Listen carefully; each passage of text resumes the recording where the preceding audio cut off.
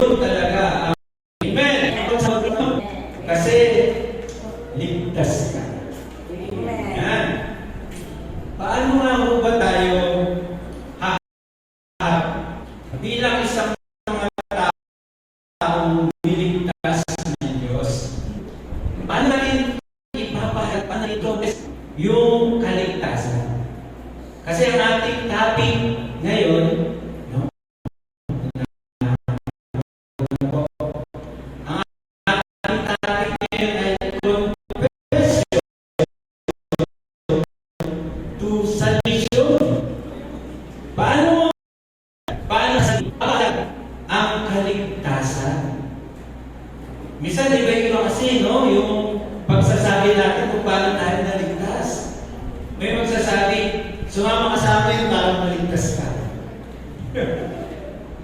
May magsasabi, magpakaway ka para maligtas ka. Nagawa niyo ba yun? O may narinig kayo? May nagsasabi, gawin mo yung mga utos at maligtas ka. Pero, ano po ba? Ano po ba yung how to confess, no? Yung kakaya ngayon, paano mo ipapahayag ang iyong kaligtasan? Meron bang may maglalakas ng loob dito? Ikaw, naligtas ka, di ba? Paano ka naligtas?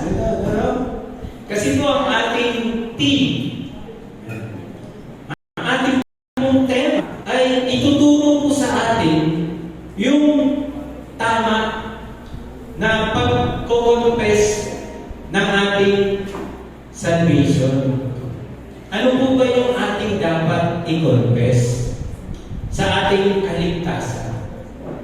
Ating yung team, no, ay believe in the Lord Jesus and be saved. Ito po yung confession na dapat mamutawi sa iyong bibig. Kung paano ikaw naligtas ng Diyos, ay ito ang iyong kapahayagan. Kaya pag tinanong ka, paano ba naligtas ang isang tao? Ito dapat mong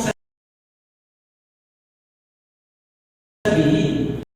Sumampalataya ka sa Panginoon. Ayun dapat yung confession to salvation. Hindi yung sumama ka sa akin para maligtas ka.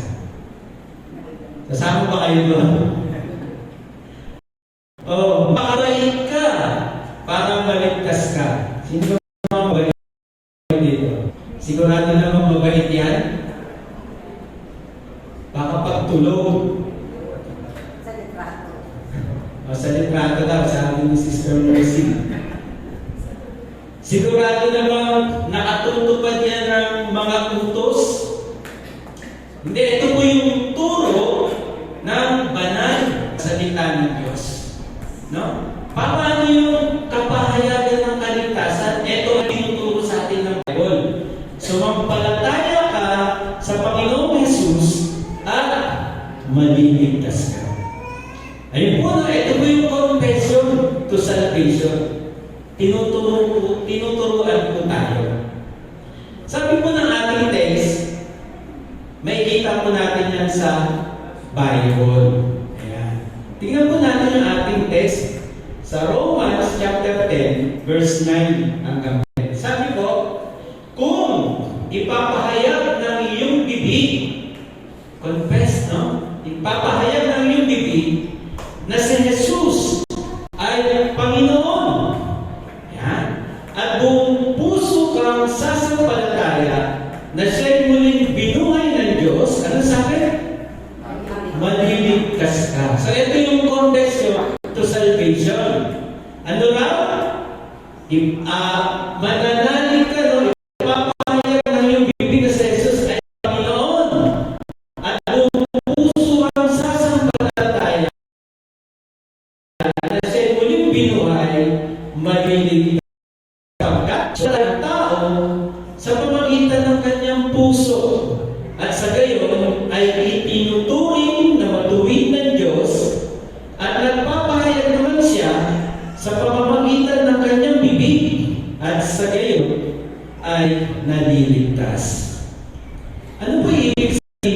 confession dito? Ang ibig mo sabihin ng confession dito ay hindi mo lang basta sinasabi.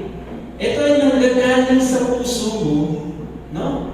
At ito ay kumbinsido ka. Kumbinsin, sabi nga ng Matalastas, di ba? Hindi yung basta lang sinabi, kundi ang ay Panginoon at nabuhay na maguli, kaya ikaw ay naligtas. Amen po ba po? Hindi yung basta sinabi mo, nananalig ako sa Panginoon. Hindi po, ang ibig sabihin ng confession means you are convinced. Nako? Buong puso at ng iyong isip na si Jesus ay Panginoon.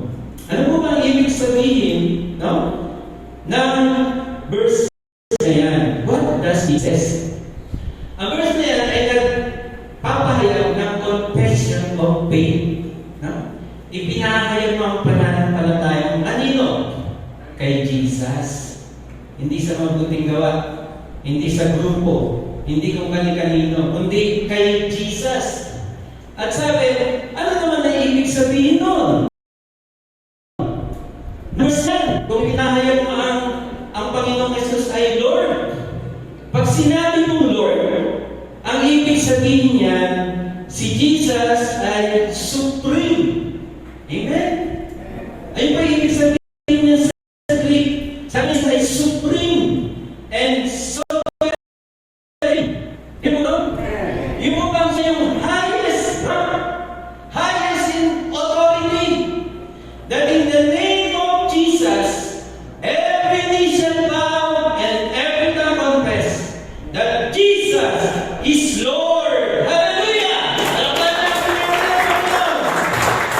Ito po yung confession to salvation.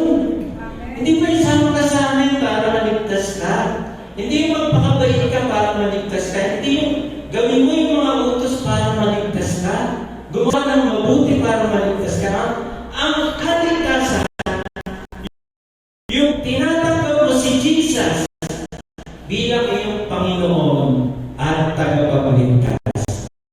Kung binisito ka, buong puso, buong isip, you receive Him as Lord.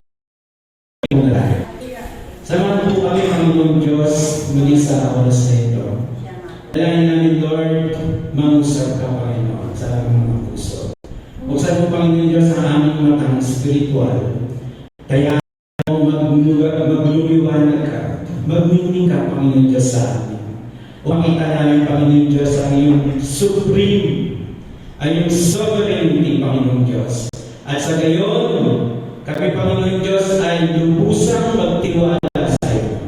Kami, Panginoon Diyos, ay lubusang manalig sa iyo. Tungkol sa iyo, Panginoon, bilang aming Panginoon at tagapagligtas. Pagpalain mo, Lord God, kami mabuti kami sa kami sa pangalan ng Panginoong Jesus. Amen. Amen. Amen. Praise God. Paano natin kaya ikaw ay nagkasitihan nandito ka sa church. Hindi dahil mabait ka na.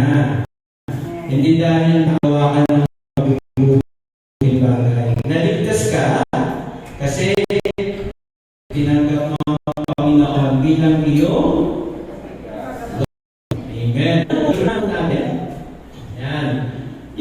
Yung Romans, nasulat ko yan ay nung panahon ni Paul, alam ko, siya po nasulat niya. Ito po yan. Noon po yan, yung kanila, sila po ay nabubuhay sa pagsunod sa kanilang mga utos. Batas o kautusan. Para sa kanila, ito ay isang katuwiran na mula sa Diyos. Totoo po yun. Dapat niya isagawa ang utos, tradisyon, kultura, piniwala, at mga ito ang magbigay ng Pentateuch, yung Bible, no? Na part ng Genesis hanggang Deuteronomy, may mga utos po doon, may mga ceremonial law, at mga tradisyon. At iba pa pong mga utos na nagmula sa kay Moses at sa mga naunang forefathers nila. Ano po? Ayan po yung binubuo niyan. Kaya ang kailangan na gawin ang mabuting gawa ayon sa kautusan, ang kanilang buhay at pag-asa. Ngunit nagdulot naman sa kanila upang maging alipin sa pagkakasala. Nakita po natin yung time na yan, ayun po yung buhay nila. Utos, kautusan. No, diyan po sila, tradisyon nila, yan po ang buhay. Kaya ang hirap po tanggapin etong confession to salvation. Mahirap po tanggapin etong ganitong kalalagayan. Kaya nga po buong Israel ay nag-o-oppose sa mabuting balita. No? Ayan po ang kanilang kalalagayan. Kaya ito po naman ang tinuturo ng kaligtasan kay Jesus. Tanging ang pananalig sa Panginoong Jesus ang naging solusyon upang mahango tayo sa pagkaalipin at kapangyarihan ng kasalanan. So, ang laki po ng problema. Paano niya makukumbinsi ang mga Israelita at ang lahat ng mga tao na kumbaga maglaylo, no? Sa ganitong kinagawian. Yung mamuhay sa ganito, meron bang kaisipan? Sumampalataya lang kay Jesus, okay na. Di ba? Nagtataka sila. Pero ito po ang katotohanan. Ito po ang katuwiran mula sa Diyos. Napakalaking po ng pagkakaiba ang pagsunod sa kautusan at pamumuhay sa pamaraan nito kaysa sa biyayang galing sa Diyos sa pamamagitan ng pananalig sa Panginoon Yesu Cristo. Si Jesus lang ba o meron pang mga kasama? Si Jesus o plus yung mga bas, mga alituntunin o yung mga tradisyon? O si Jesus? Kasi mamimili ka eh. Kaya kung minsan, kulang ah.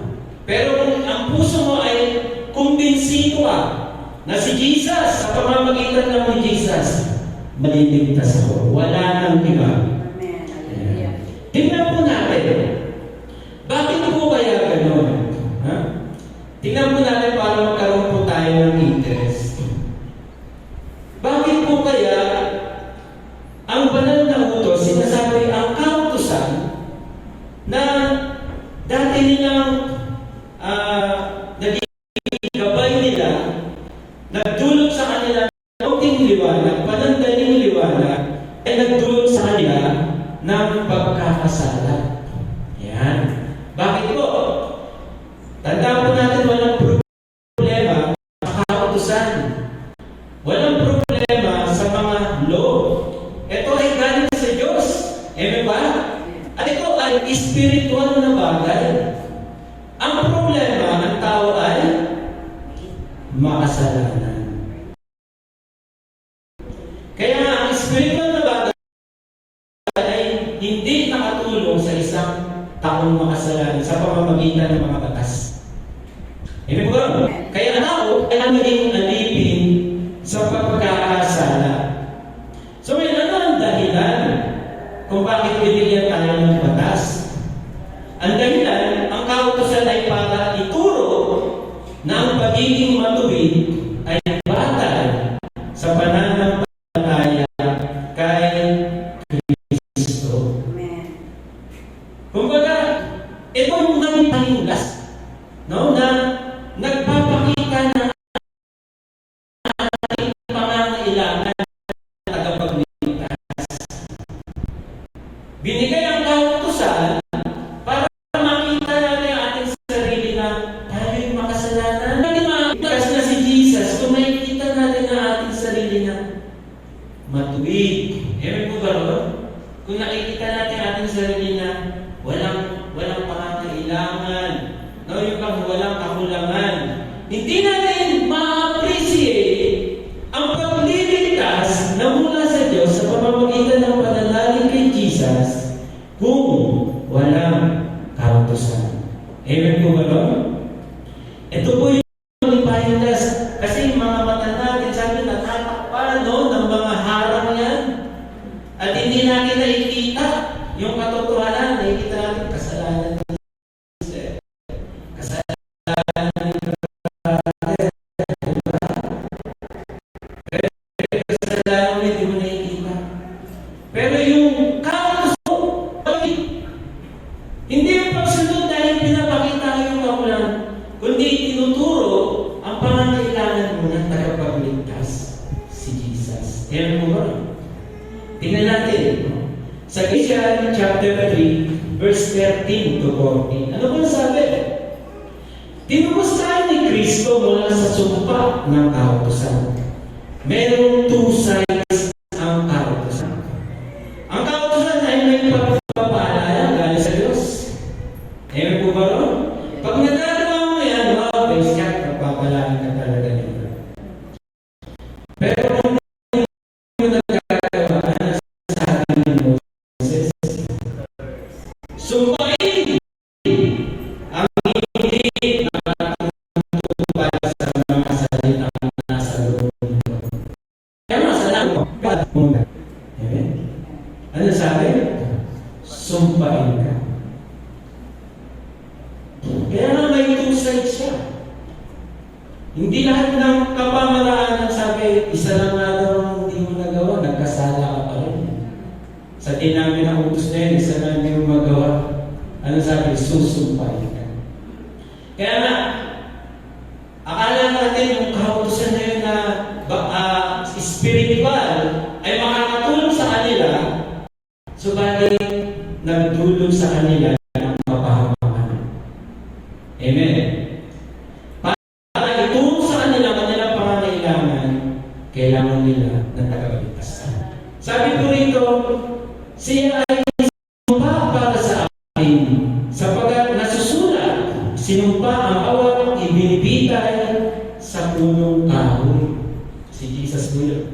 Ginawa ito ni Kristo upang ang mga pagpapalang ipinangako ng Diyos kay Abraham ay makapagdating ng mga hentil sa pamamagitan ni Kristo Jesus.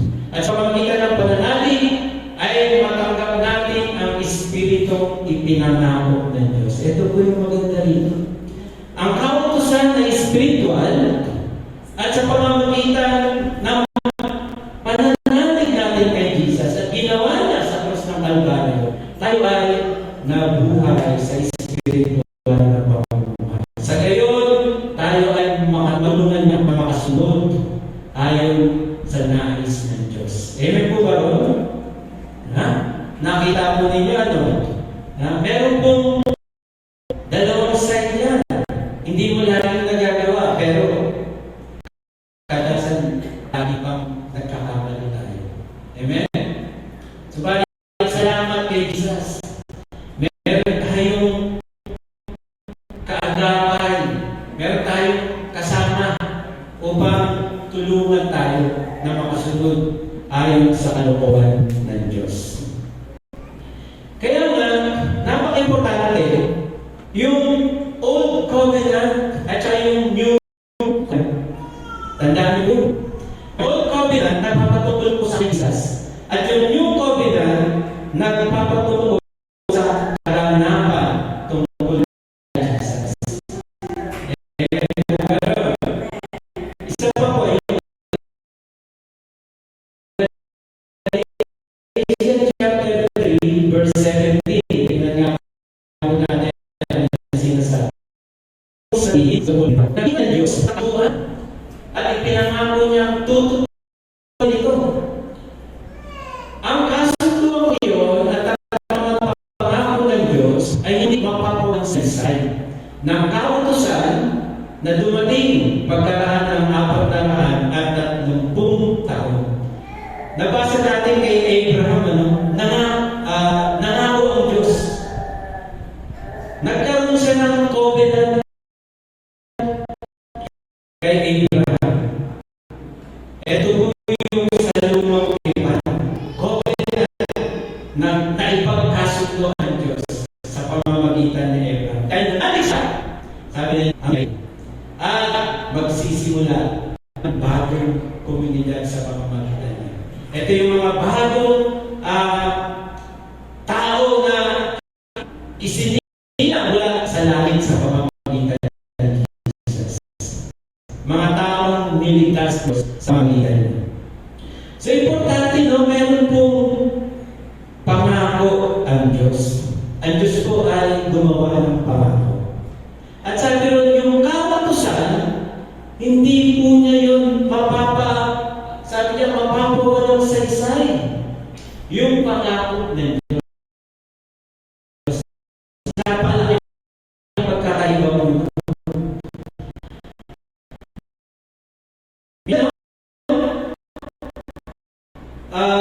Masyado tayong magutos. Kalimutan natin yung promise ng Diyos. Bakit po ba? Nasanay po kasi tayo sa tao, di ba? Minsan nakangako yung tao at hindi naman natutupad. Pero ang nangako po rito ay ang Diyos. Amen? Maaari pag nangako ko, huwag kayong naniwala. Kasi minsan, puro pangako lang Nangako na nga ako, gusto nyo patuparin.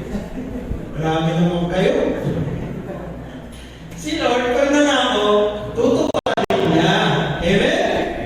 Inangako ba na nga ako? Masyado kayo gusto nyo patuparin. Pero si Lord, 400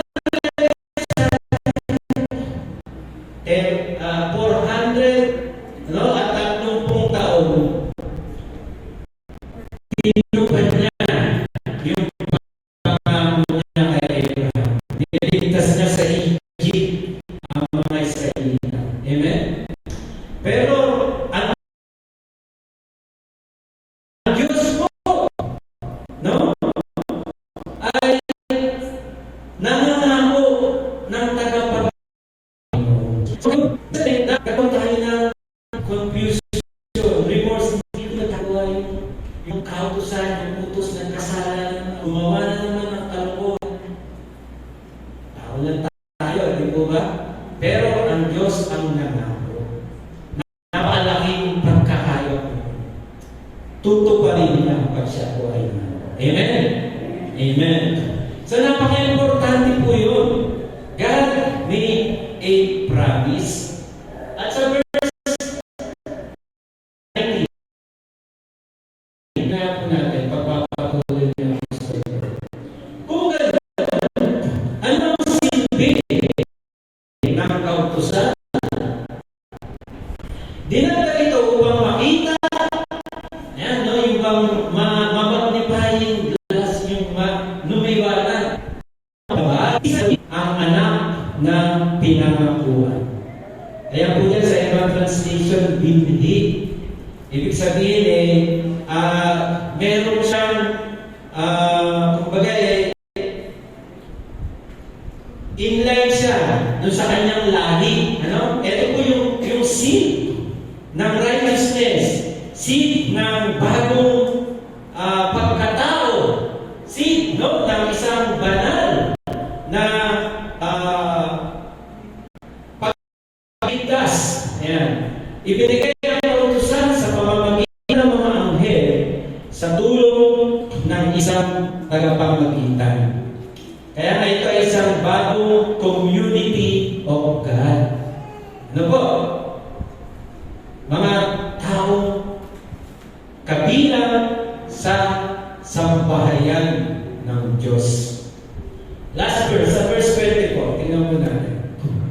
Kaya ang kautusan ang naging taga-disiplina natin hanggang dumating si Kristo upang tayo maituring na matuwid sa pamamagitan ng pananampalataya. So, God is righteous. Paano pinapakita? He fulfilled His promise. Amen? God is righteous because He is just, no? Hindi lang basta na hindi.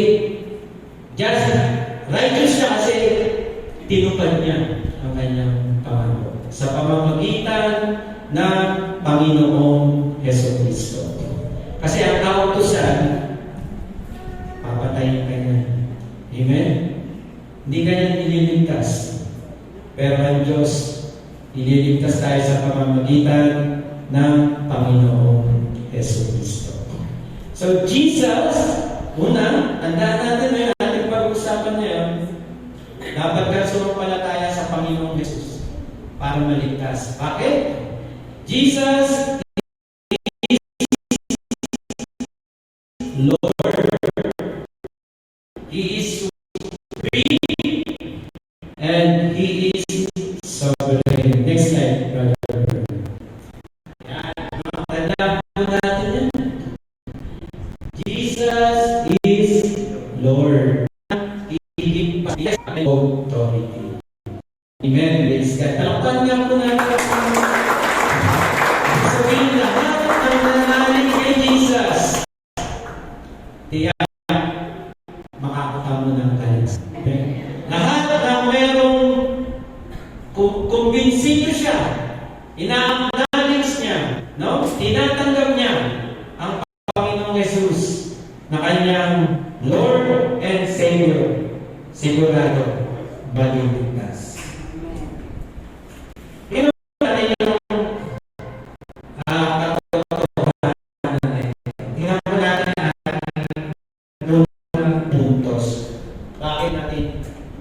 Sinasabi bagay na ito. Sabi po ng verse 4 ng Romans chapter 10 verse 4, ito po yung sa niya na si Jesus Christ is the end of the law. Ito po yung mga puntos ni Apostol Paul. Bakit siya supreme? Bakit siya sovereign? No? Kasi si Paul po isang tao, no, na isip siya sa pagsunod sa mga utos. Sino yung nagsasalita rito? Si Pablo? Lawat na. Ito na lang. Dito na lang. Okay pa.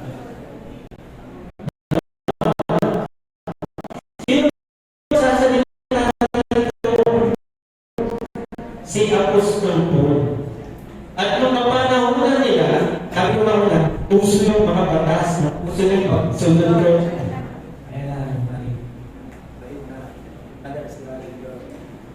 Praise God, magagawa.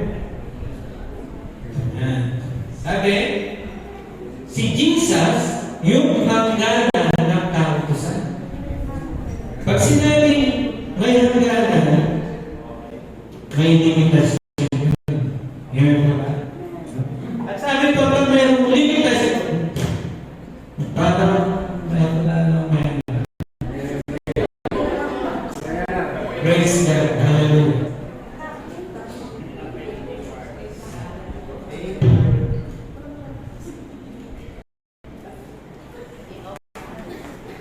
Praise God.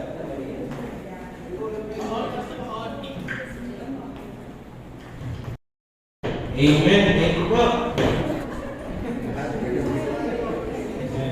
So, ulitin ko po, no?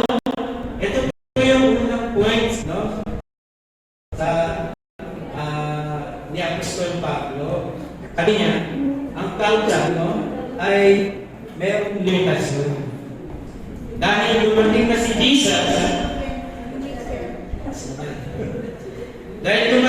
Jesus, no? Yung parang liwanag dito ay nawawalan kahit dumating yung mas maliwanag. Tingnan mo ba? Kaya nung kapag yung mga ilaw sa gabi, ang ganda niyan. Amen? No, kahit may mga kulay pa yan, ganda yan sa gabi. Pero kapag nagliwanag na, yung talagang lumabas na yung araw, nawawala na yung silbi yung mga ilaw nila. So, ito po yung sabi ni Apostol Pablo, ito yung nasa kaisipan niya, na si Jesus, no? Yung hangganan ng kautusan. Kung maliwanag na ng mga kautusan, yung mga tradisyon, yung mga batas, Jesus. Amen po ba? Kasi siya yung supreme. Siya yung sovereign. Kaysa sa mga bagay na yan. Ito po yung gustong ipaabot sa atin ng salita ng Diyos. Kumbaga sabi nga po, si Paul na dating masugid sa pagsunod sa mga batas, masugid sa pagsunod sa kanilang mga tradisyon, masugid sa pagsunod sa mga law, sa akin niya nagising siya. Para sa kanya yung sa sinasabi ni Isaiah, chapter 64 verse 6, sabi niya, ang aking mga gawa ng katuwiran ay para lamang marumi. Amen? Parang marumi yung basahan, para lamang akong alikabok na tinatanay ng mga hangin. So wala pala yun. Yung kanyang pagtitiis, pagsisikap na makamit yung kanyang self-righteousness ay nawala ng saysay nung pagdating ni Jesus. Amen? Sapagkat ito po yung New Covenant era. Amen po ba? Natapos na yung Covenant era ng kautusan, pero pagdating ni Jesus, meron na New Covenant era. It is the time. It is the day of the Lord. Amen? Sabi po ng Bible, ito na ang panahon ng Panginoon. Kaya ang pumilig mo, ang tinig ng Diyos, sabi po ron, huwag mong patigasin ang iyong puso. Bagkus, tanggapin mo, sapagkat ito na ang panahon ng pagliligtas. Amen! Narinig niyo yun? Ang bilang Panginoon at tagapagligtas. Good example po yan si Paul. Wala pong sabi nga sa mga masugid siya, no? Sa nung kapanahon na niya tungkol sa mga bagay na ito. Isa siya ang legalista sa pagsunod sa Old Testament. Subalit, sabi niya, pinawalang halaga ko ang mga bagay dito. Makamtam ko lamang si Kristo. Amen? Amen. Wala na yun kasi yung ningning nun, napalitan ng mas lalong maningning. Kaya nga po, he discarded his own hard-worn, self-righteous. Ayon niya sa Philippians chapter 3 verse 8 and 9. Bakit po? The law's power is to kill sinners. No? Walang kapangyarihan kundi patayin ang makasalanan. Basta nagkasala ka, ang kabayaran ng kasalanan ay kamatayan. Ngunit ang kaloob ng Diyos ay buhay na walang hanggan kay Kristo Jesus. Amen. Nakapayan po ng Kristo. Kaya ko sasabihin, para maligtas ka, magpapagalit ka. Para maligtas ka, gawin mo yung mga dos. Hindi po. Para maligtas ka, manalig ka sa Panginoong Jesus. Ang siya na iyong Diyos at tagapagligtas at maligtas ka. The law's powers to kill sinners and cannot redeem. But Christ is our great Redeemer. Amen po ba ron? Amen.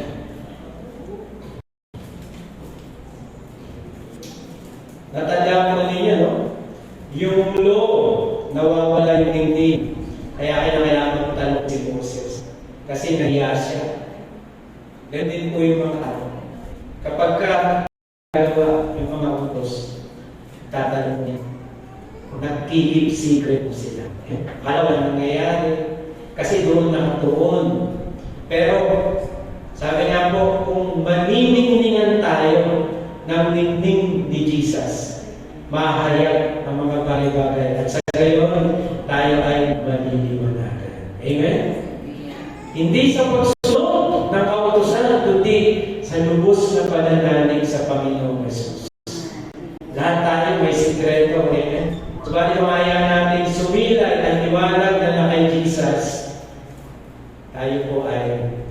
magkakaanan at matatanggap po natin ang kaligtasan nila sa Come unto me, all who you are weary and heavily laden. Yan ang sabi ni Jesus eh. Sabi sa mga Israel na parang walang pastol na nabibigatan dahil ito yung kanilang buhay na sa paghahangal na maging matuwid sa harapan ng Diyos lalong nabigatan. Dahil ito ang kanilang buhay. Kaya sabi ni Jesus, come unto me, all you who are weary and heavily laden, and I will give you. Yes. Jesus is Lord, is will and sovereign. Talapakan po natin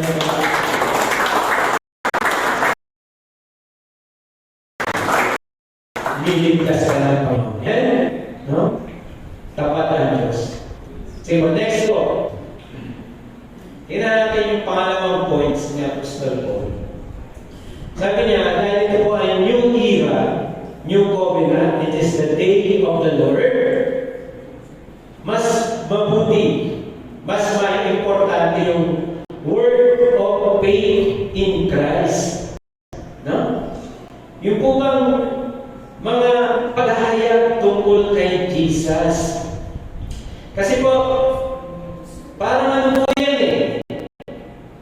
Yung work of the law versus work of Jesus.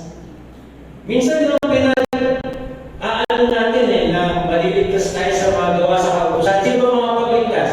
Mga gawa sa kautusan o yung mga ginawa ni Jesus? Ginawa ni Jesus. Ayun eh, no? Ito po yung sino niya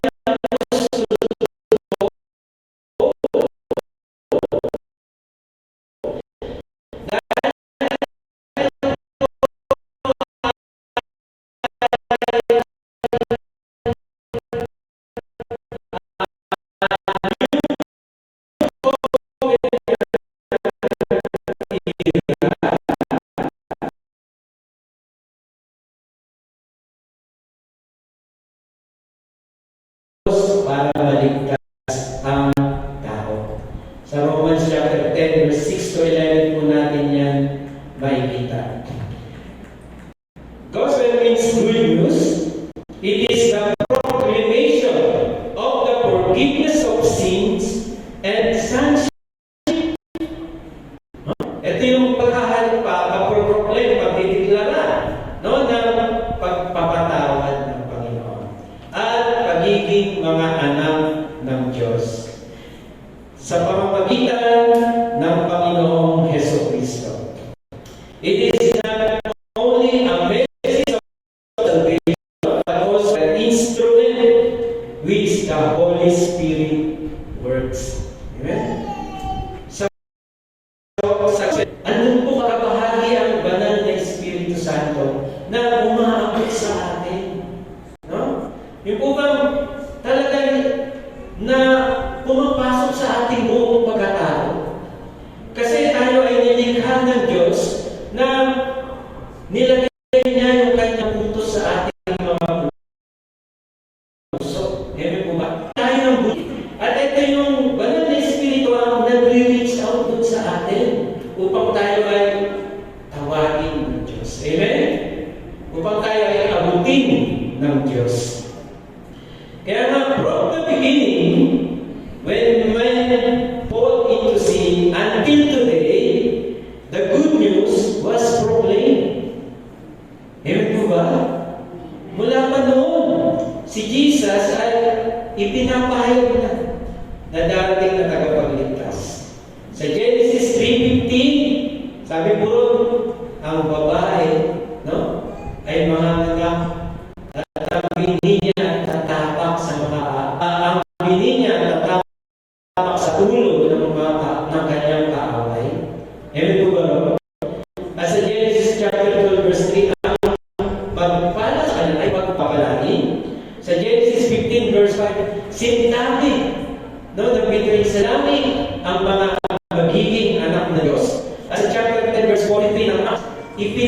Pinasend ng mga prophet.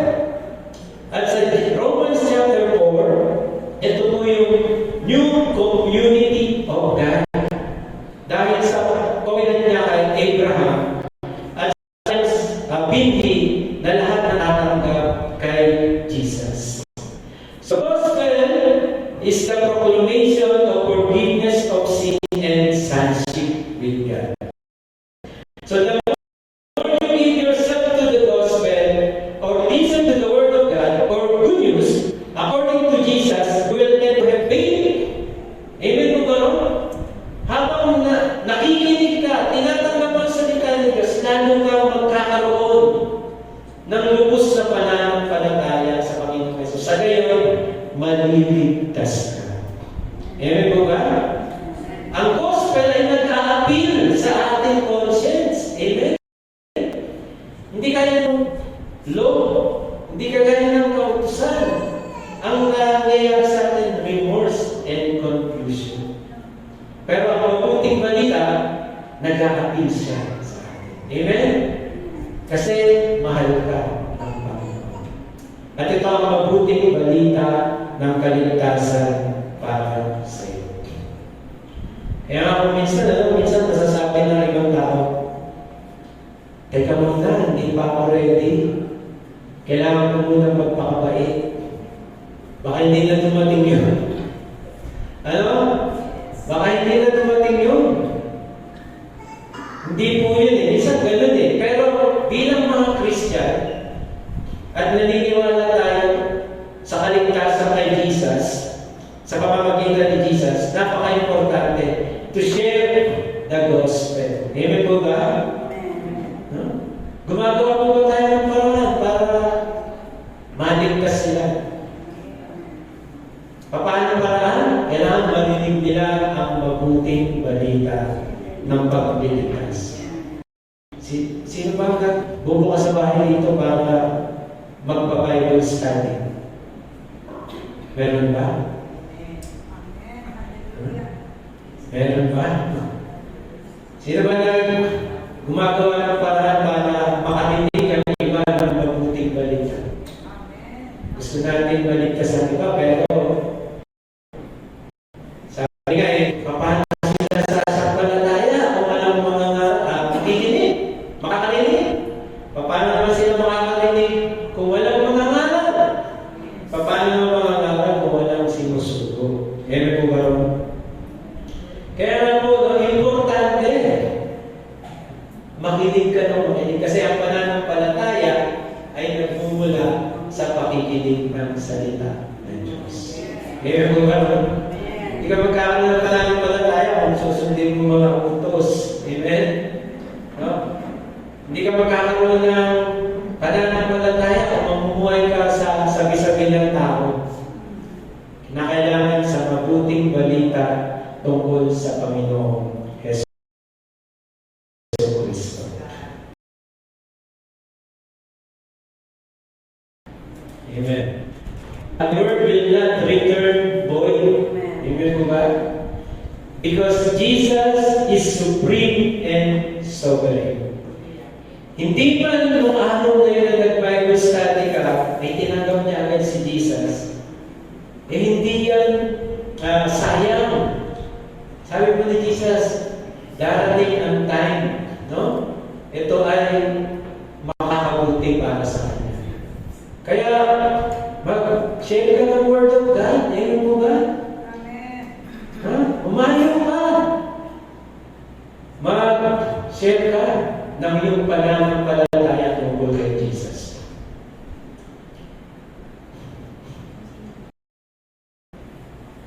Kaya nga po, nakikita sa mga evidence of the supremacy and sovereignty was seen before the very beginning of the creation until now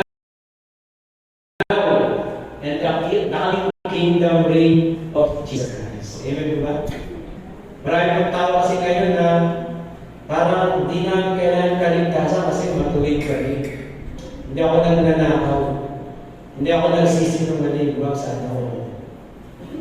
Hindi ako pumamatay, hindi ako mamamatay, hindi ako nang-rape. Huwag sana ako. makita ka lang ng lesson kung ano nang naisip na.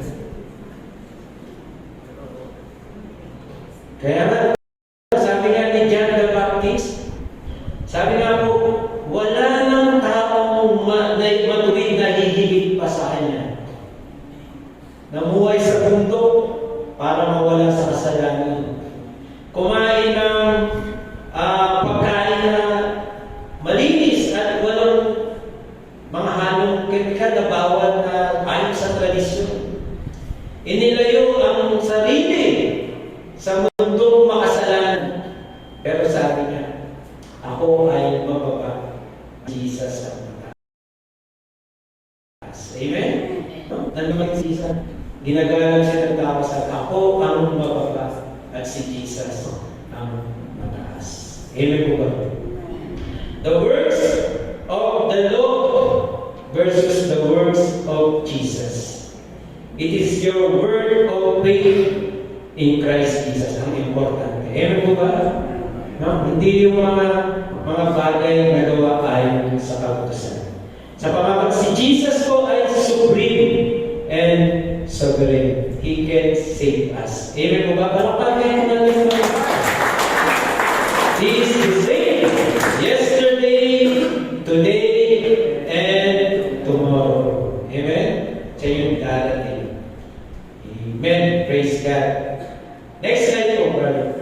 Ito po, pangatlo na po tayo. Mag-11 na po. Ito po yung pangatlong points ni Apostol Paul. Yung pagiging supreme ng authority ng name ni Jesus. Ayan. Bakit po? Sabi niya po rito, Jew and Greek are the same sa Panginoong Jesus. Bakit po? Kasi ang law, nagbibigyan ng division. Kaya nga ang mga Israelita, para sa kanila sila ay malinis kaysa sa mga Hintil. Dahil tinutupad nila ito, sila ay hindi. Kaya nag-build ng division. Kaya pinanbili nila, pinamumuhian. So, bali, sabi nga, siya yung Saint Lord of all. Ito yung kabutihan ng Panginoon. At sabi po niya, siya po yung God to all. Bakit po authority? Kasi yung word na name, sabi po na Romans chapter 10 verse 12 to 5, yung all, who all,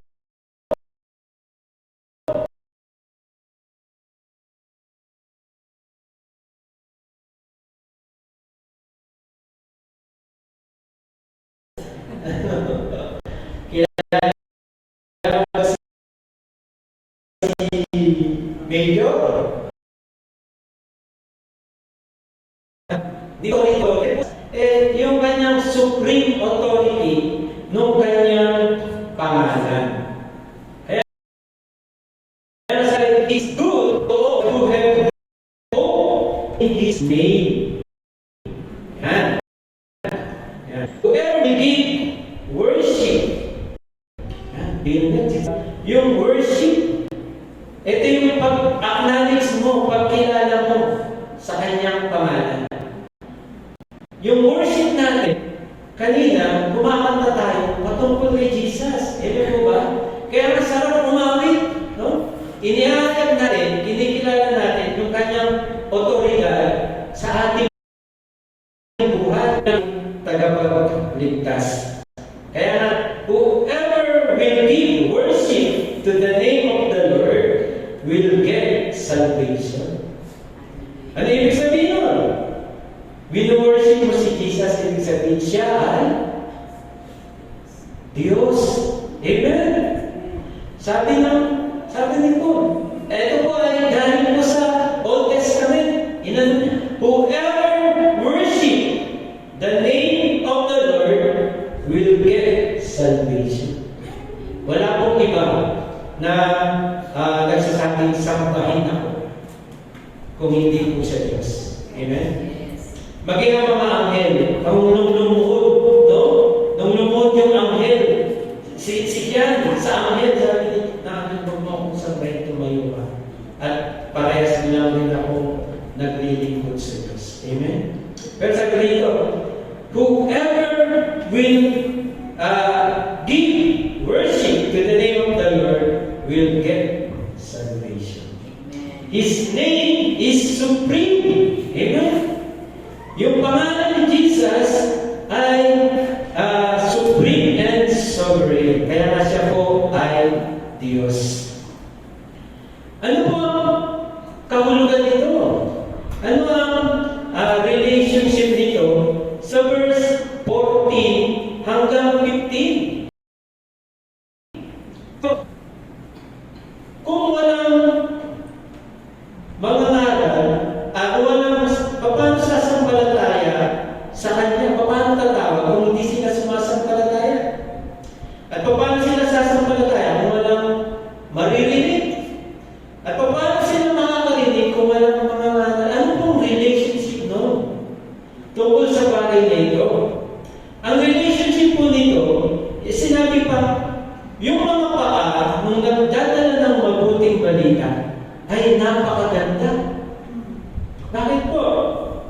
Kasi ang nangaral, una sa lahat, bumaba sa langit. Kaya huwag niyo lang sasabihin, sino ang aakit sa langit para ibaba si Jesus? At sabi, ang nangaral ay yung namatay at nabuhay ng mabuli na una. Kaya sasabihin, huwag mong sasabihin sa iyong puso, sino ang bababa upang akayin si Jesus? Naisip mo ninyo? Yung power and authority ni Jesus para po tayo iligtas. Amen po ba? Mula sa langit, yung nagpahayag. Amen po ba? Kaya ang iyong pananampalataya ay napakadakila. Ang naghayag ay ang Diyos. Amen po ba? At ang pananampalataya mo ay mula sa Diyos. Kaya saan ka mapupunta? Saan ka pa mga hawa? Saan ka pa matatagpuan yung kaligtasan? Amen?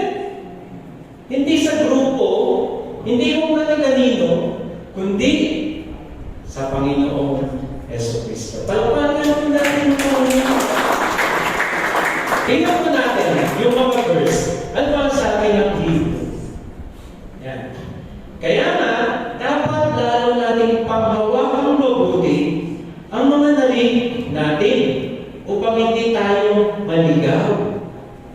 Ang mensaheng pinahayag sa pamamagitan ng mga anghel ay napatunayang totoo. At sino mang lumabag o hindi sumunod dito ay tumanggap ng kaukulang parusa. Anghel pa lang po yun. Verse 4, kaya hindi naman paano tayo makakaiwas sa parusa kung hindi natin pahalagaan ang napakadakilang kaligtasan ito. Sino raw? Ang Panginoon, ang unang nagpahayag ng kaligtasan ito. At ang mga nakarinig sa Kanya ang nagpatunay sa atin na ito ay totoo. Pinatunayan din ito ng Diyos sa pamamagitan ng mga kahangahangang tanda at ng iba't ibang himala at sa pamamagitan ng mga kaloob ng Espiritu Santo, ipinamahagi niya iyon ayon sa Kanyang sariling kaloob. Inihayag ng Diyos ang Kanyang pag-ibig. Nung una nagsalita ang Diyos sa mga propeta, subalit ngayon, siya ay nagsalita sa pamamagitan ng Kanyang minamahal na anak. Kaya kayong pananampalataya ay nasa Diyos. Amen po ba? Sabi, huwag daw po natin hayaang mawala ang bagay na ito. Next slide, brother. Sa Colossians chapter 2, verse 8, sabi po, mag-ingat kayo upang hindi kayo mabihan ni naman sa pamamagitan ng walang kabuluhang karunungan at pandaraya. Maraming mga marunong po kasi. Si Soriano, di ba na? Kung maging Bible na ta. Sino pa? Sige po lang. Well, hindi naman.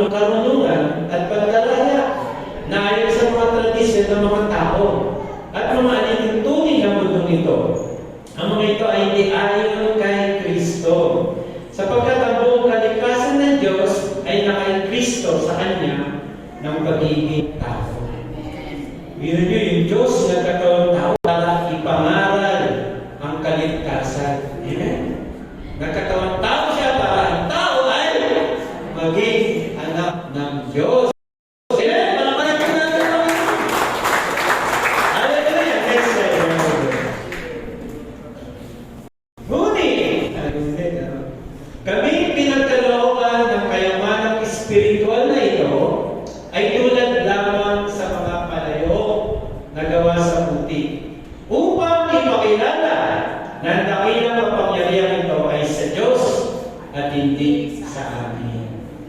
Amen po ba? Kami ay taong yari sa putik, nagkakasala, nagkakamali, pero ang katotohanan mula sa Diyos. Huwag tayo titingin sa tao. Amen po ba? Ang mabuting balita tungkol kay Jesus. Amen! Minsan kasi, gusundan natin tao, doon tayo nakatingin. Kakamali mo yan. Sabi ko para ipakita, no, na tayo ay lahat nangangailangan ng tagapagligtas. Wala iba kundi si Jesus. Amen? Amen. Huwag tayo tumingin sa tao.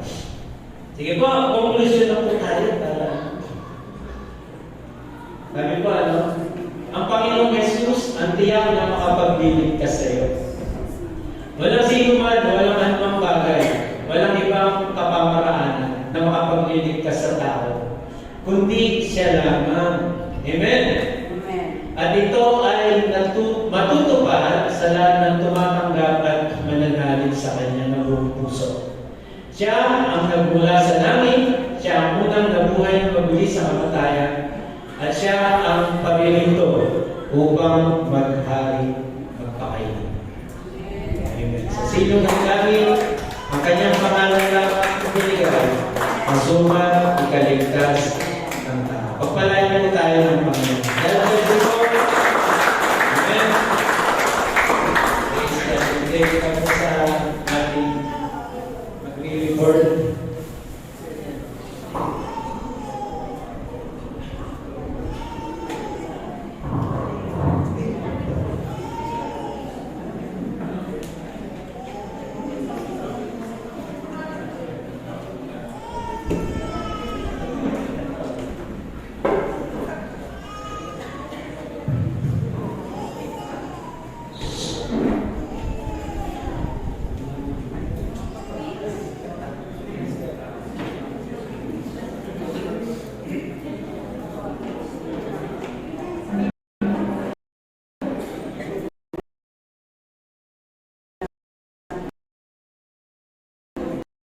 Okay. Hello po. Sige po, wala po na umuwi. Announcement po tayo tapos meron po tayo ng financial report for today. Okay.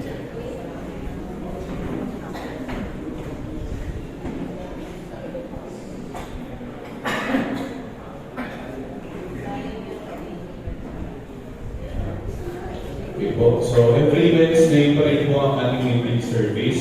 Online po yan by Zoom. 6 p.m. hanggang 7 lang po. So, we start on time. So, we end on time din po. Next po is yung ating pong prayer meeting. Every Friday din po by Zoom. Nakalive din po pala lahat yan sa SFK. Starting on time para po mag-end on time. 6 to 7 p.m. po. Yan po. Salamat po for today. Next week po, ako po yan sa si Brother Joel. The power of gospel salvation. Ano po yung topic natin? Salamat po sa mga bashers kay Mr. Febueno, Sister Maureen, Lincoln, and Brother Rizbedo. Gusto po kay Sister Maureen, ang ganda na bati niya. Parang gusto ko pumasok pala sa loob. Dapat sana loob. Next week po, si Anna Flores, Sister Flores, and Sister Anna Filipasto. Salamat po sa nag-offering verse kay Sister Rexy Rodriguez. Next week po, Mr. Riza Peralta po, ang ating pong offering verse. Yeah, so, every first Sunday of the month po, lagi ko natin pinapalala ang ating pong prayer for the sick and the ones natin. Yan po, face-to-face prayer meeting every last Friday of the month. So, abang-abang lang po lagi sa announcement kung matutuloy po lagi yung face-to-face. Pag hindi, online po tayo. Kaya po today po yan, kaya pagkatapos ng announcement ko po kayo maalis. Pastor Celebration Appreciations Day, next week din po. Hindi ko po alam kung ano mangyari na. So, meron naka-ready dyan na surprise para sa mga pastor. So, yan po yung ating mga pledges. So, ito po, ongoing po yung pledge natin. And kung sino po yung gusto mag-pledge, hindi naman po natin gawin pigilan. Much appreciated po. Dapat wala kami ng Panginoon. Okay? So, going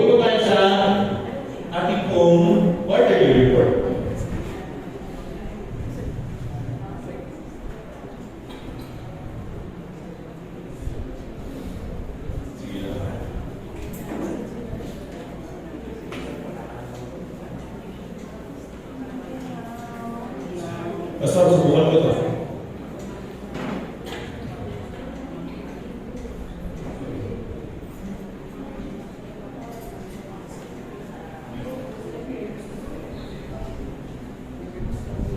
Yan. Sige. So ito ang ating pong quarter 3 financial report. So ito po yung ating pong July. So ito po tayo beginning balance ng 8,848.60. Meron po tayong offering ng 5,570. Meron po tayong tithes na 51,110 or 119.20. Number naman ako. Wala po tayong other funds. Ang total balance po natin for July is 65,537.80. So, yan po yung ating pong July.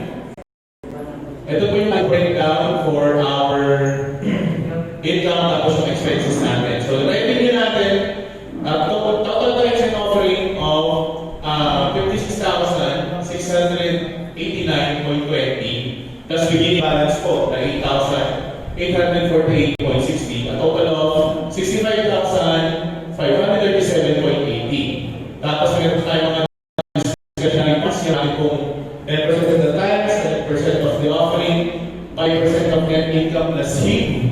Tapos kung nagpapag-deposit po tayo, which is wala naman, so that is 6,663.67. Tapos ito po yung ating pong expenses, yung operating natin sa payables.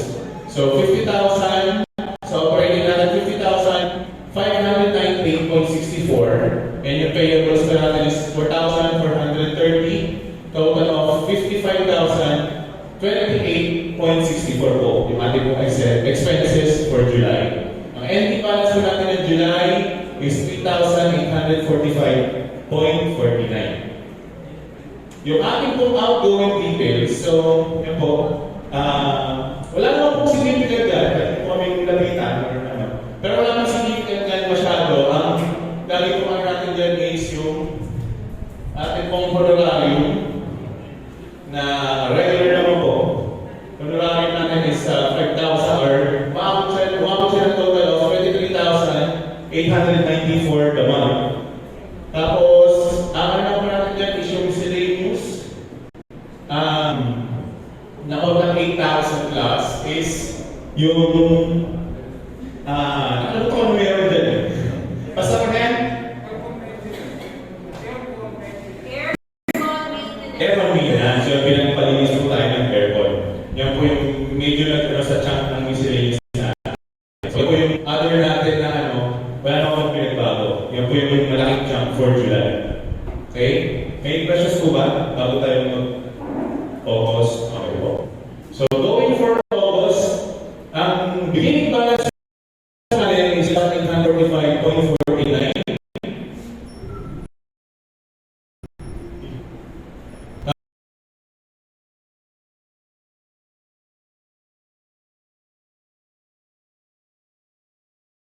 And ang total po natin, our other funds ng 1,000. And yung total po natin for August is 70,786.49. Parang wala kang makikita sa Panginoon. Okay? So,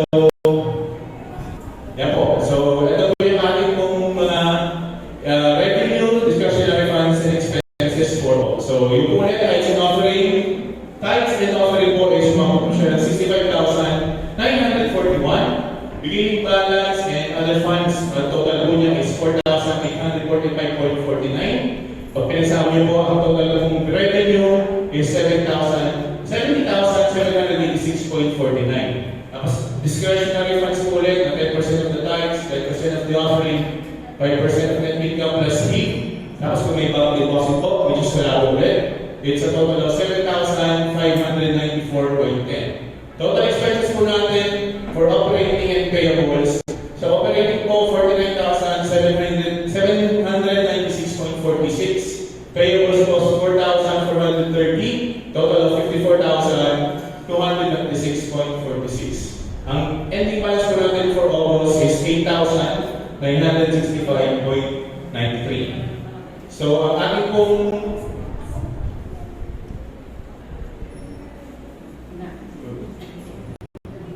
ang outgoing details, again po, yung honorary po ay 23,440. Yan po yung ating pong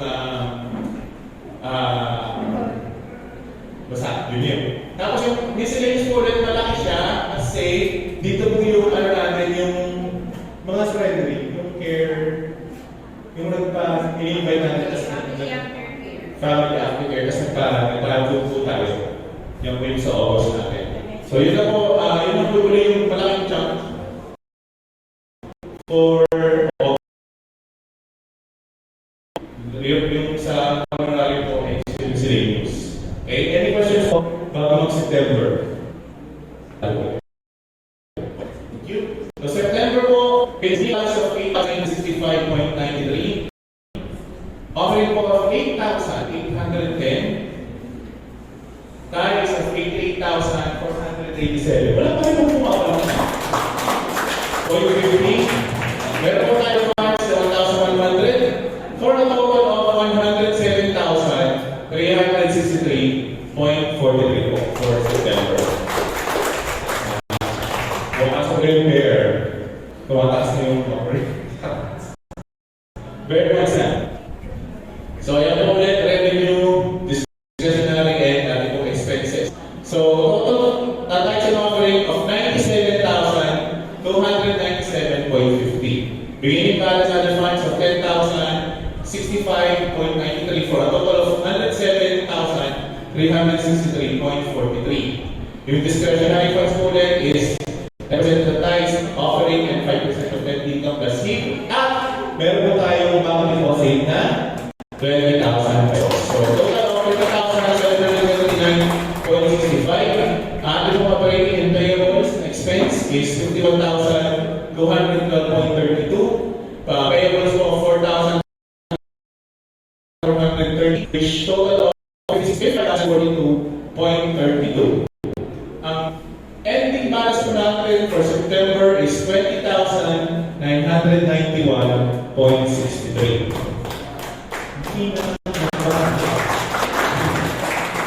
Ganito po kayo importante yung ating reporting ng financial. Napaka-transparent po ng church. Okay? So for September, ano po dyan wala. Wala tayo masyadong may significant dyan except pa rin po sa ating honorarium. Tapos meron tayong bank deposit for twice tayo bank deposit, dalawang 10,000 for a total of 20,000 pesos. Okay? Any questions po? Bago po tayo magkaroon naman po market analysis. Okay. Dahil po ulit question, thank you po.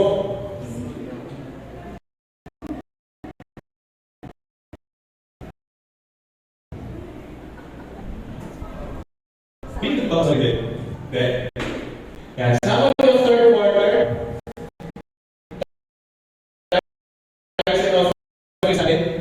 July is 941 and September 97,227. So for a total of 219,927.70. Yan po yung ating revenue for the third quarter. Okay, incoming versus outgoing. So nakagraph po tayo. Pag titignan niyo po yung ating pong blue is tithes, yellow yung offering, and yung red yung expenses. Sorry. Yan. So, nakocompensate ko, yung para lang po mas malaki for July August, para magpapantay yung expenses sa kayong tithes. Pero nakocompensate ko siya kasi yung offering ko, pag pinako ko siya doon sa tithes, mas mataas pa din yung offering and tithes kaysa doon sa expenses. And pinakita ko sa September, mas malaki talaga yung tithes and offering natin kaysa expenses natin. Kaya makakulang na lang yung salamat ko sa mga patuloy na people na bibigay ng tithes and offerings nila. So, ang ating pong source of income. So, meron pa tayo sa S&P Pampanga na hindi po sila napagbigay sa atin. Meron pa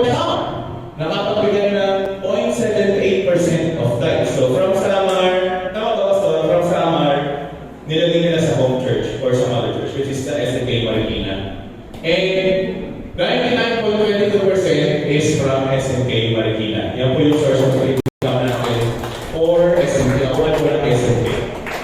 So, pag gusto nyo po mag-open ng mga gawain sa mga probability nyo, sa mga kalahi nyo, si Pastor po ang nakita nyo.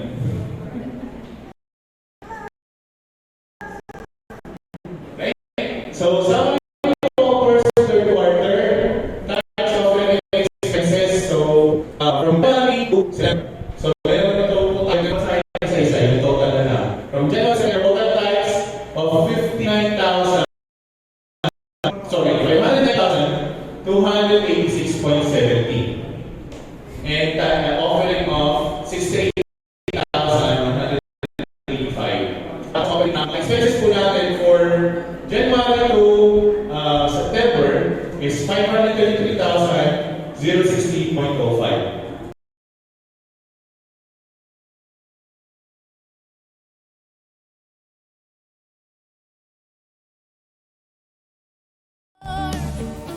You'll be faithful forevermore.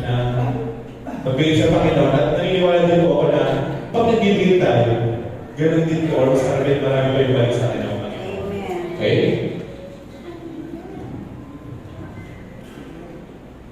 Okay, mission funds. Yan. From January to September, meron po tayong total of 29,614. Tapos nagkaroon po ng expenses sa 29,477.36. Net income as of September 30 is 8,136.87. Yan po yung laman. Nakapapasok, yan po yung laman ng ating pong mission fund.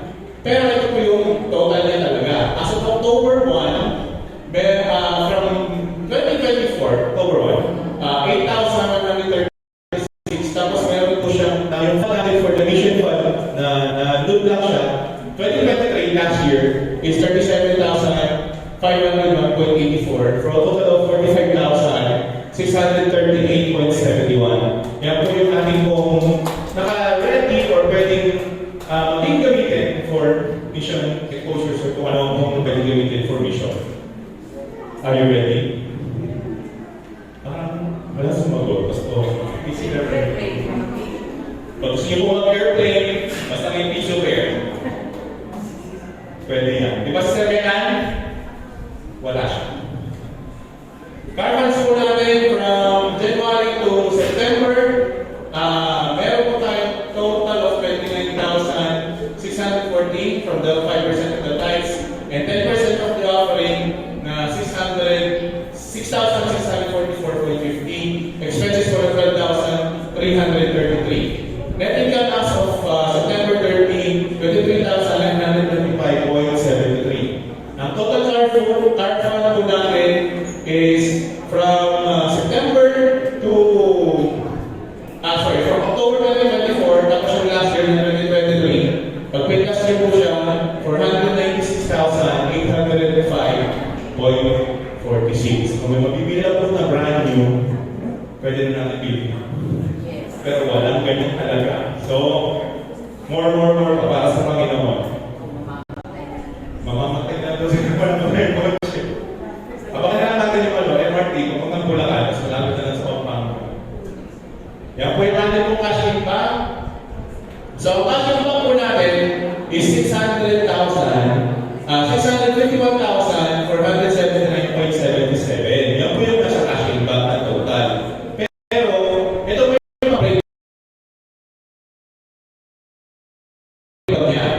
so, may 6,805.46. May seniors fund na 6,500. May kids fund na 3,000. May mission fund na 45,638.71. At may teens fund na 3,220. So, pag dinayin yung limang yan, ang pera po ng SMK sa bank is 64,795.30. So, as of the moment, currently, mula January hanggang September, hindi naman po tayo dito.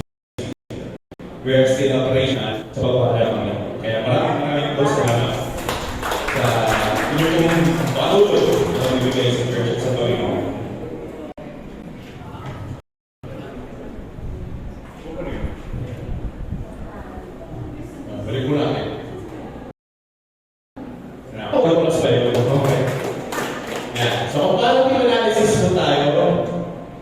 So quarter 1 versus quarter 3. So from April, May, June versus yung today.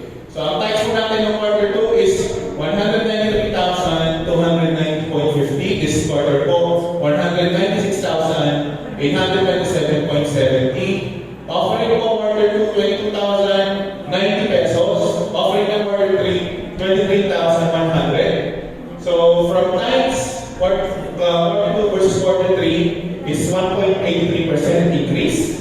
Sa offering po is 4.57 increase siya. And yun na din po natin pong expenses. 215,380 noong quarter 2, 219,927.70 noong quarter 3. And ang increase of 2.11%. So bakit po nag-increase yung ating expenses? Kasi po, nag-ooperate po yung ating, ibig sabihin, kung nagbibigay tayo, tapos nagagamit na ating church for the due purpose niya. So, halimbawa nga po yung ating pong family care, in-invite natin sila sa church, kumakain natin sila. So, that's something na pag tinignan nyo, maganda po siya naging expense. Mataas man yung expenses natin, pero mas mataas pa rin yung nagtatime sa nag-offering. Quarter 2 versus quarter 3. Kaya salamat ulit sa Panginoon. Hallelujah. Okay? So, ito po yung comparative analysis by month and by department. Okay? Pero parang alam nyo. So, noong July, sa Cedars, ang non-tithes, ang total tithes ng Cedars group lang, is 10,479. Noong August, 9,600. Noong September, 11,440. Sa YC, ang July na tithes, 27. Ang total tithes ng YC, 27,240. August, 33,880. September, 61,612.50. Sa youth, 17,610 in July. August 4, 19,980. September, 17,290. And yung kids po natin, tingin nyo yung kids nyo po natitrain nyo po yung kids na tama based on this report. So July, 110. August, 431. September, 1,483.00 yung pinagay. So salamat po sa pag-train sa mga kids nyo. Okay? So pag tinignan nyo po yan, July versus August, sa Cedars, nagkaroon ng 83% na dip sa pagpula. Pula ba ba? Diba? Basta pagpula, pababa yun, di ba? So sa YC, pag blue, okay siya.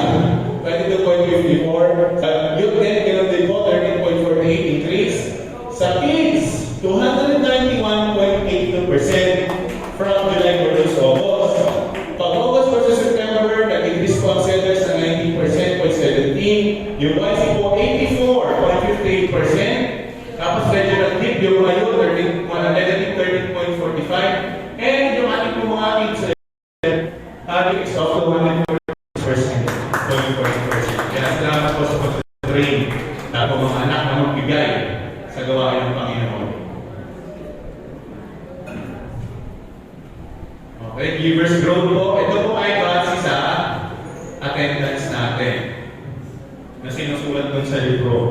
So, kung sino po yung sa attendance, siguro po, ang pakiusap po namin, huwag niyo po ipagsama yung, kasi ang attendance natin is Cedars, YC, Youth, Kids. So, halimbawa si Pastor Jerry, nasa Cedars siya sa attendance.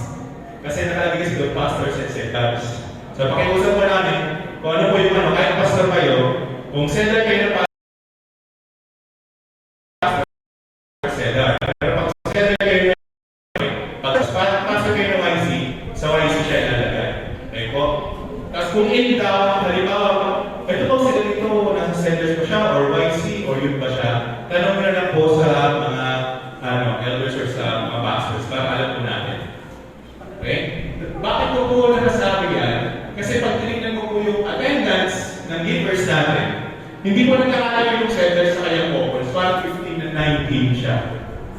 Kasi na po yung nakikita namin na si Pastor Jerry, nasa Cedars siya kasi pastor siya. Doon siya nakalista. So next time yan. Pero anyway, so ang attendance po ng Cedars is 15. Ano po to? Average. Average po to. So the giver po of 11. So that's 73%.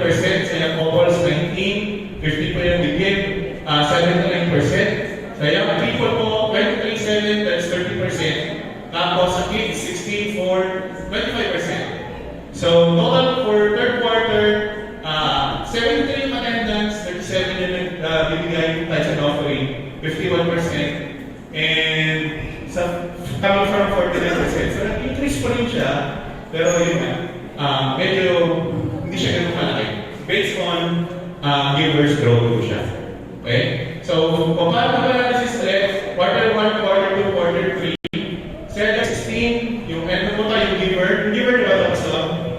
Yung giver niya 16, nung quarter 1, tapos nung quarter 2, naging 30, quarter 3, naging 11. Quarter din, ganun yung YC 23, 17, 15. Yung youth po from 11, 6, 7, and yung kids 5, 4, 4. So total givers po for quarter 1 to quarter 3 is 55, 40, 37. So ngayon lang po yung plus.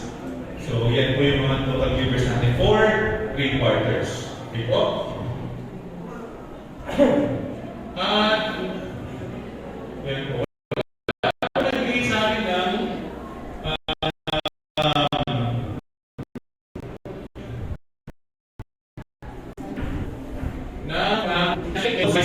so ang Y po is balance o tapos kung hindi po kita for the night expenses 600,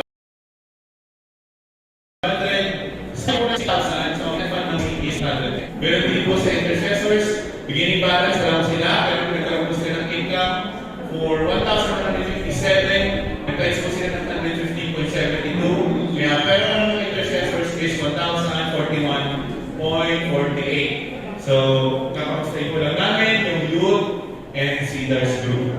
Sa grupo by quarter 4, masabi niyo po sa amin yung kabuuhan po. And ito na sila. Saan tayo doon kayo? Okay. So, by quarter 4, isang po quarter. Para ma-report niyo po yan sa amin.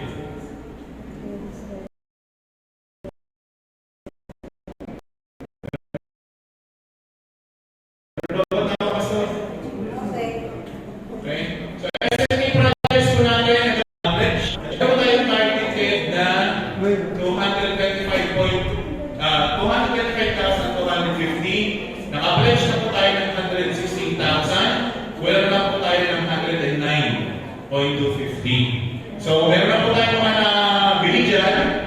And hopefully po kayo yung complete po natin yung pledge. Sorry pala. Yung pledges po pala ito kasi yung total pastor, ito yung pala yung bibigay. Total na to. So yung mga ano po, in-expect po namin na by December, yung po naman yung deadline na mabigay yung mga pledges nyo. Yan.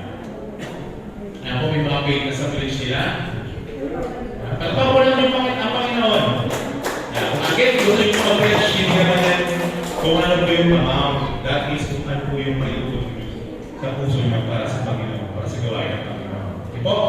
Sige po. Next ulit. So, any questions, concerns, comments po?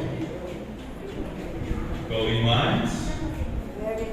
Going twice? Okay po. Sa mga may tanong po, pwede nyo po kami tanongin kay po ni Pastor Jerry, si JR po pati Sister Nancy. So, any questions po about our finances? Well, po, thank you po. God bless po sa inyo. So, kayo po natin kayo.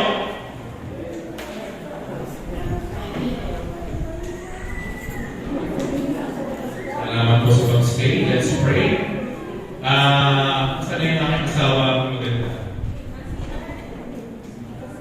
Si Carla. Akala ko po, din-announce kanina, may gawain po ang youth after yung worshiping daw po may meeting after the service din. Yung youth po, alam ko po may gawain after the service. Oh. Short meeting din na Cedars. Short meeting din daw after the service din. Harap lang tayo ng lugar. Hindi na po kayo magandang kasama. Gawain po.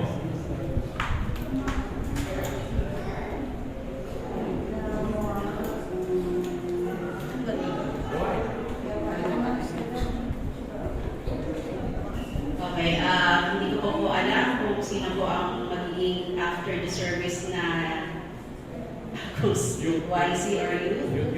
Okay, youth after the service meron tayong gawain. And then after that, YC. Sige tayo po ay mag-pray. Let us pray, Father God, we thank you so much for today. Thank you, God, for the message. message that you have given us. We pray, Lord God, na mga salita mo, Panginoon, patuloy na magkaroon ng kapangyarihan sa buhay namin to transform us from glory to glory. And may we pray, Lord God, that we'll experience your presence, your power, your glory, Lord God, and your anointing upon our lives, that your blessing be with us, O God, for the whole week na kami may magtatrabaho, Panginoon. Patuloy niyo po kami sa kapanan ng Diyos na mamuhay ng may kabanalan sa iyo. Patuloy namin tinakasay, Panginoon, ang lahat ito. Maging aming pong pagsamantalang pagkakahiwa-hiwalay. Patuloy pong pagpalain ang aming puntahanan ng Diyos sa mga kapayapaan para Panginoon. At yung kasaganang biyaya patuloy na sumami. Pagdalangin namin sa tayo pangalan ng Jesus. May the love of the Father, the grace of our Son Jesus Christ, and the communion of the Holy Spirit be with us now and forever. Amen. God bless us all. See you sa mga susunod na gawain.